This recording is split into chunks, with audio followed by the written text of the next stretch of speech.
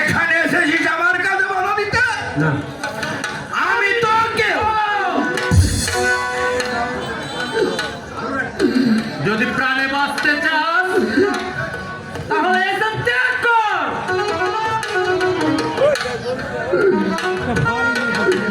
তা না হলে আমার হাতের পিস্তলের গুলি তাদের মাথায় উকড়ে দেব।